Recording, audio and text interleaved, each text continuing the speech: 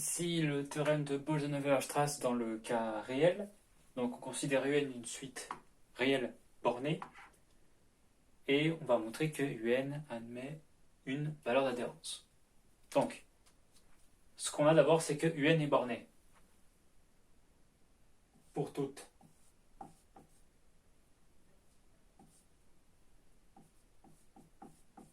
n appartenant à n. On a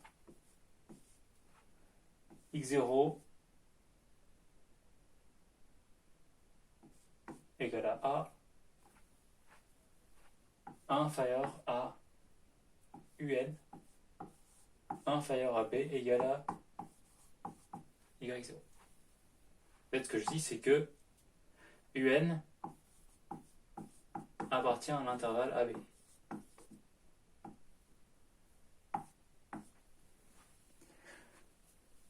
Donc, bornitude.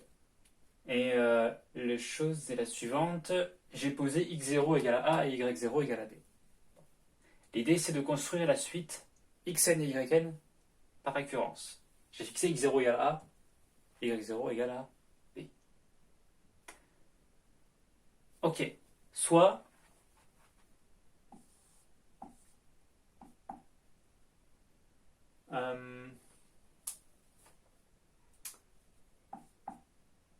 mettons epsilon égale à B moins A, qui est donc positif.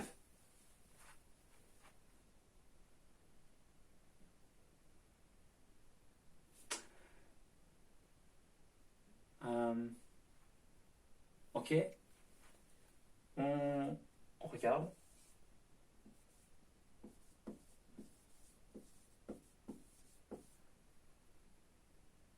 A, l'intervalle A plus epsilon sur 2.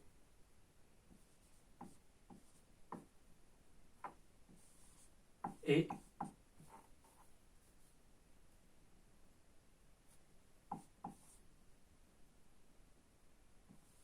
A plus epsilon sur 2, B.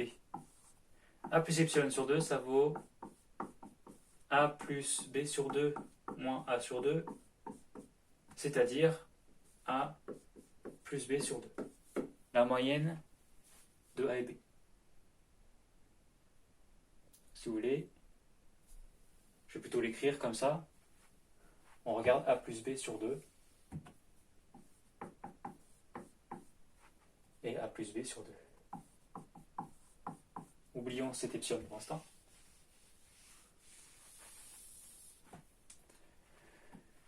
D'accord? Et bien, ce que j'ai, c'est que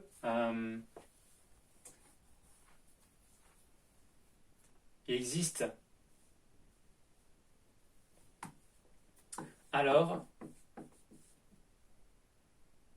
il existe une suite extraite, si vous voulez, le cardinal de l'ensemble des n appartenant à n tel que xn appartient à i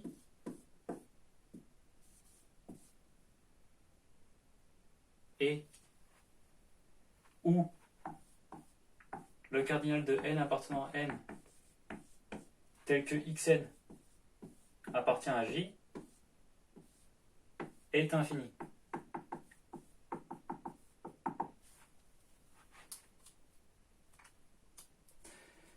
En effet, si les deux sont finis,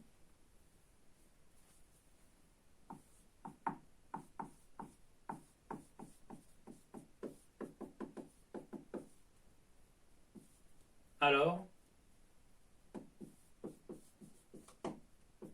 le cardinal dn appartenant à n tel que xn appartient à i union j est fini. Oui, mais ce cardinal-ci, c'est tout n.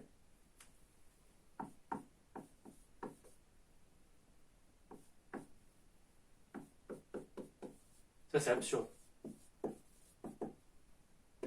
Pourquoi c'est tout n? Parce qu'en fait, pour tout n appartenant à n, j'ai xn qui appartient à i ou j. Puisque xn appartient à l'intervalle AB. Là, j'ai découpé mon intervalle en deux et je dis qu'en fait, soit j'ai une infinité de termes dans l'un, soit j'ai une infinité de termes dans l'autre. Si j'ai un nombre fini de termes dans l'un et dans l'autre, j'aurai une suite finie. Et c'est faux. Ma suite, elle a bien une infinité de termes. Donc ma suite, elle a une infinité de termes.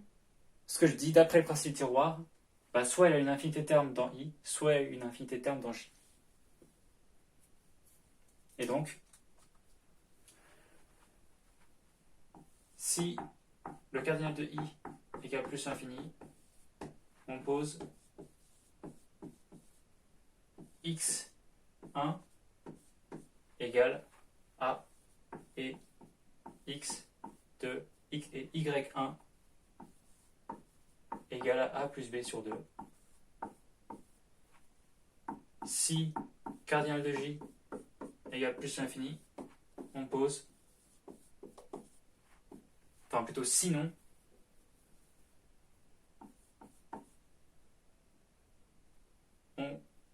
sinon, le cardinal de j vaut plus infini, l'un des deux vaut forcément plus infini, et on pose x1 égale à a plus b sur 2, et x2 et y1 égale b.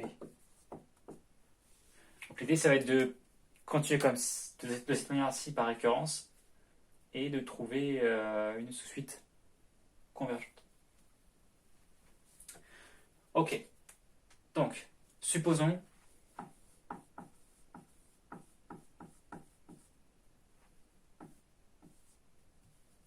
x1, xn, y1, yn construit avec n appartenant à n. Et ce qu'on a, c'est x1 inférieur ou égal à x2 inférieur ou égal à etc. inférieur à xn, et y1 inférieur à y2 et plutôt supérieur ou égal etc. supérieur ou égal à yn, avec ce qu'on constate en fait ici, c'est que la différence de l'intervalle, si vous voulez, au début j'avais a moins b, ensuite j'avais, à l'étape suivante, j'avais a plus b sur 2 moins a. Ça c'est pareil que b moins a plus b sur 2, puisque les deux valent a valent b moins a sur 2.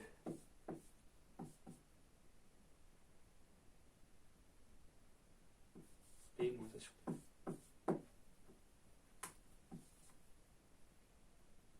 Donc au début j'avais pas a moins b mais b moins a.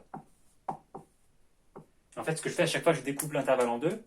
Donc la différence de, la longueur de mon intervalle vaut b moins a sur 2 puissance n.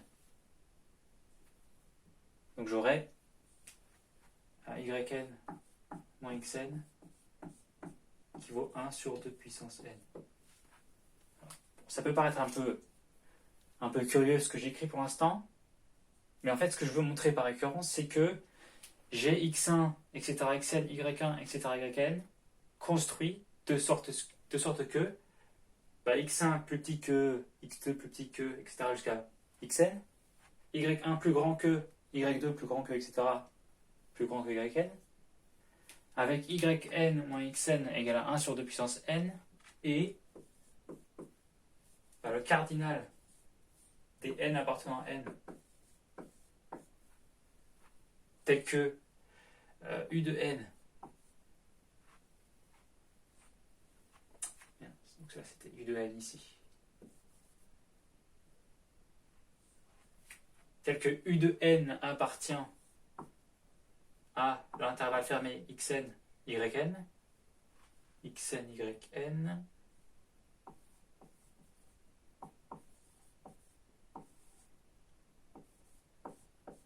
et plus l'infini. Donc ça fait une récurrence avec beaucoup d'hypothèses en fait.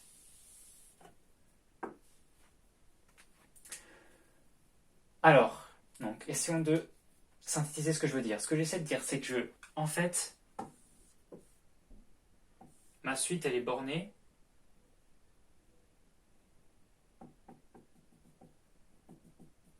comme ceci. Et je vais montrer qu'elle a une valeur d'adhérence. Mettons par exemple cette valeur-ci.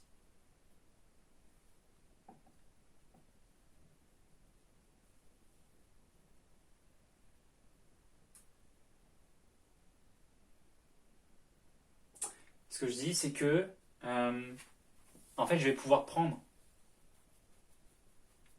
ici des intervalles à chaque fois 2 fois plus petits, de sorte que mon y, par exemple mon y1 va être ici, ensuite mon y2 va être là, mon y3 il va être ici, mon x1 il va être là, mon x2 il va être par exemple ici, etc. Ce que je vais vous montrer, c'est que ma suite xn va être croissante, ma suite yn va être décroissante. Voilà. Que j'évalue très bien la différence de mes deux xn, yn de cette manière-ci. Et qu'en fait, je peux itérer ce processus-là grâce au fait que ma suite admet une infinité de termes dans l'intervalle xn, yn. De sorte à ce que je peux encore découper l'intervalle en deux. J'aurai l'un des deux forcément qui sera de support infini. Et donc je peux itérer le raisonnement. Donc voilà. Donc montrons l'hérédité. En fait, j'ai bien... On va commencer de 0 plutôt. Donc c'est pas 1 sur 2 puissance n, mais bien b moins a sur 2 puissance n.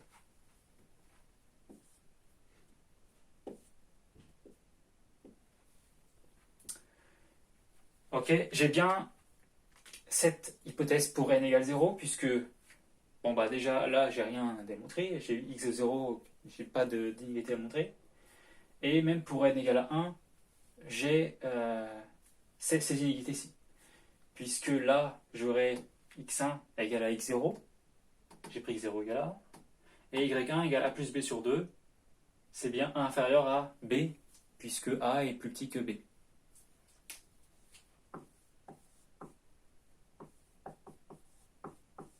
A inférieur à plus b sur 2 équivaut à A sur 2 inférieur à B sur 2. Et ça c'est vrai puisque ça équivaut à A inférieur à B, et on a bien mis par hypothèse A inférieur à B. D'accord. Et pareil, ici, si on pose x1 égale A plus B sur 2 et y1 égale B, j'ai bien y1 égale à y0, d'accord, et x1 plus grand que x0. De la même manière, A est plus petit que A plus B sur 2. Ok, donc j'ai bien ces inégalités ici pour n égale 0, n égale à 1, et ensuite pour n égale 0, n égale à 1, j'ai bien y0 moins x0 égale b moins a, et y1 moins x1 égale à b moins a sur 2 dans les deux cas. Et j'ai bien évidemment n appartient à n tel que n appartient à xn, yn égale plus infini, puisque j'ai choisi mon x1 de cette manière-ci. Mon x1, y1 de cette manière-ci, et si c'est pas i, c'est j, et alors j'ai quand même le cardinal de cet ensemble qui vaut plus infini. Donc en fait, j'ai tout. Pour n égale 0, n égale 1. Donc l'idée, ce sera de montrer pour n plus 1 plutôt. Donc, ce qu'on sait, c'est que ce cardinal-ci est infini. Posons, mettons k égale à l'ensemble des n appartenant à n tel que un appartient à... Donc je continue, je fais xn et je prends la moyenne des deux, xn plus yn sur 2 et L égale l'ensemble des n appartenant à n tel que un appartient à l'ensemble xn plus yn sur 2 moyenne arithmétique de xn yn. Voilà, yn. J'ai posé, donc j'ai partitionné, entre guillemets, hein, c'est pas vraiment une partition, mon segment xn yn en deux segments fermés xn, la moyenne arithmétique et la moyenne arithmétique yn. J'ai découpé en deux. Voilà.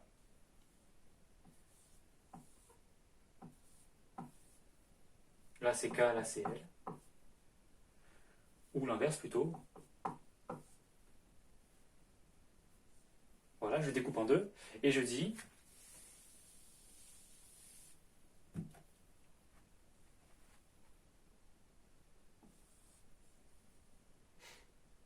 si K est de cardinal plus l'infini, on pose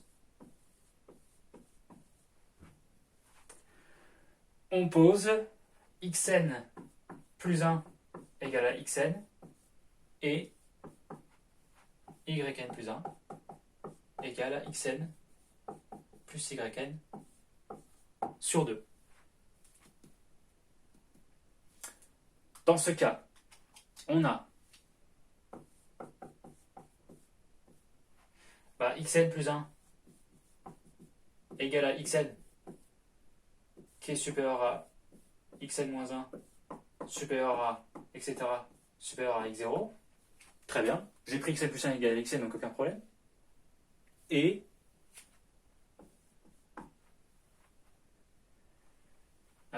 y0 plus grand que y2, plus grand que y1, plus grand que y2, plus grand que yn, plus grand que yn plus 1.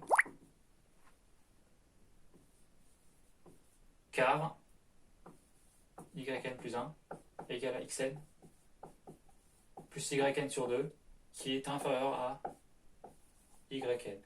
Car xn inférieur à yn.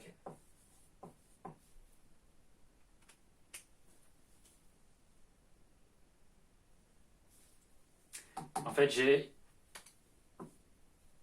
yn moins xn qui vaut b moins a sur 2 puissance n, qui est bien positif. Donc yn est plus grand que xn. Ok.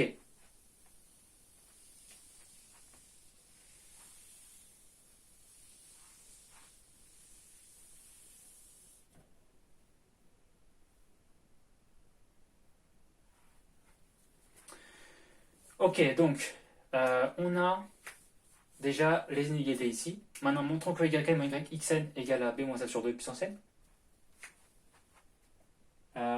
Yn plus 1 moins xn plus 1 plutôt égale à b moins a sur 2 puissance n. Qu'est-ce que ça vaut? Ça vaut xn plus yn sur 2 moins xn. J'ai pris xn plus 1 égale xn.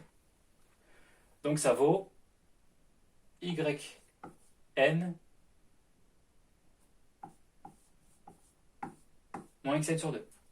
Ce qui vaut 1 demi de yn moins xn b moins a sur 2 puissance n. Donc ça vaut b moins a sur 2 puissance n plus 1. Donc cette propriété est bien vérifiée au rang n plus 1. Ensuite, ça c'est le cardinal de n appartenant à n tel que un appartient à xn plus 1 yn plus 1. C'est tout simplement le cardinal de K. puisque j'ai posé xn plus 1 égale à xn, et yn plus 1 égale à xn plus yn sur 2. Et j'ai supposé le cas où le cardinal de k vaut plus l'infini. Donc j'ai bien cette propriété-ci. En fait, j'ai toutes les propriétés dans ce cas-là. Très bien. Et sinon, bah, si k est de cardinal fini, bah, on a cardinal de L qui vaut plus l'infini. Pour la même manière que ce qu'on a vu précédemment. Si k et L sont de cardinal fini, bah, k union L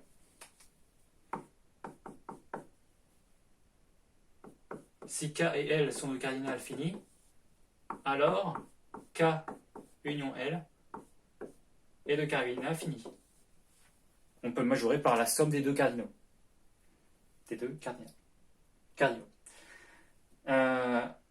Donc c'est fini. Oui, mais la somme des deux, enfin l'union des deux, c'est exactement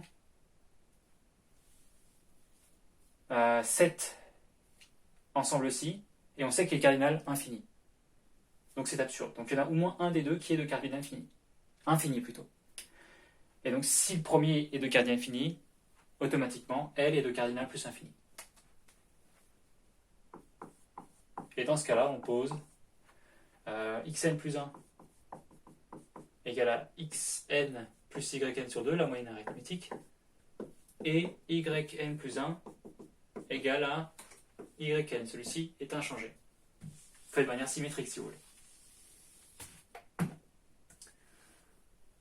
D'accord, alors x0 inférieur à x1 inférieur, etc. jusqu'à inférieur à xn inférieur à xn plus 1, qui est égal à xn plus yn sur 2, car xn inférieur à yn. Et y0 plus grand que, etc. plus grand que yn, qui est égal à yn plus 1. Donc on a la deuxième inégalité, et pareil, yn moins xn, yn plus 1 moins xn plus 1, ça vaut la différence des deux, c'est-à-dire xn, enfin yn, moins xn plus yn sur 2, ce qui vaut yn moins xn sur 2, ce qui vaut 1 demi de, par hypothèse de récurrence, b moins a sur 2 puissance n, ce qui vaut b moins a sur 2 puissance n plus 1. Donc j'ai bien cette inégalité-ci au rang n plus 1. Enfin, cardinal de L égale plus infini. Donc j'ai toutes les propriétés voulues. Dans les deux cas, et j'ai couvert tous les cas, j'ai construit par récurrence x0, xn plus 1. Donc on a construit ainsi par récurrence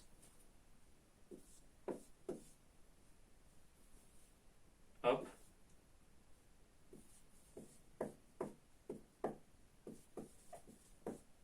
construit par récurrence.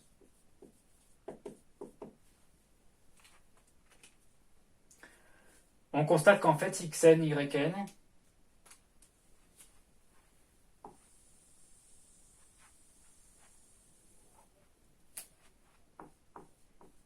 xn s'accroît, yn elle décroît, et xn, enfin plutôt yn moins xn, ça vaut b moins a sur 2 puissance n, qui tend donc vers 0 quand il tend vers plus infini.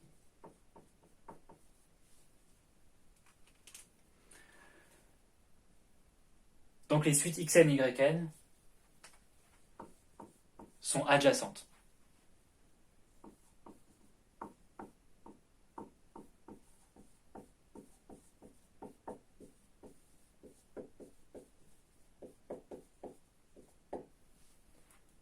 Par conséquent, elles convergent.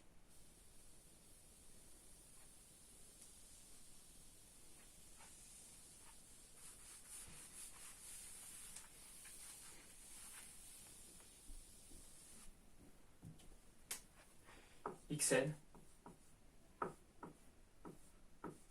converge vers un réel n.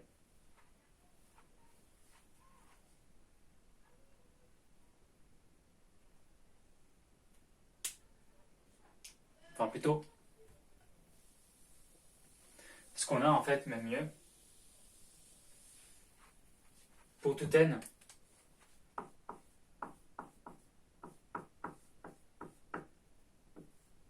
appartenant à n,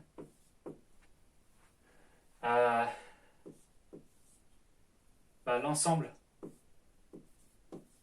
des n appartenant à n tel que un appartient à l'intervalle xn, yn,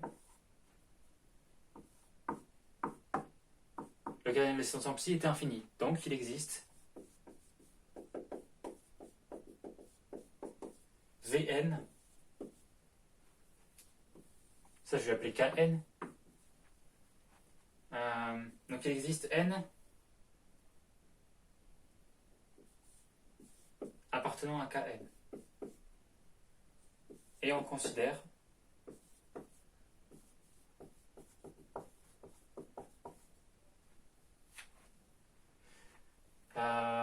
Vn égale à un. Donc je considère la suite. On considère la suite Vn ainsi définie. Donc en fait, ce que j'ai juste fait, c'est je dis que j'ai une infinité de n dans cet ensemble-ci, donc j'en prends juste un. Et donc j'ai Vn qui va être, donc j'ai un certain un qui est dans cet ensemble. Et je dis, je considère la suite Vn définie comme cette un. Vn est une sous-suite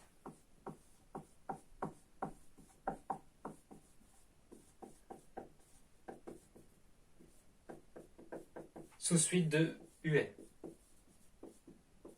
En fait, pour tout n, Vn ça va être un certain un. Donc c'est une sous-suite de un. Ensuite, je dis Vn, pour tout n appartenant à n, xn inférieur ou égal à un, inférieur ou égal à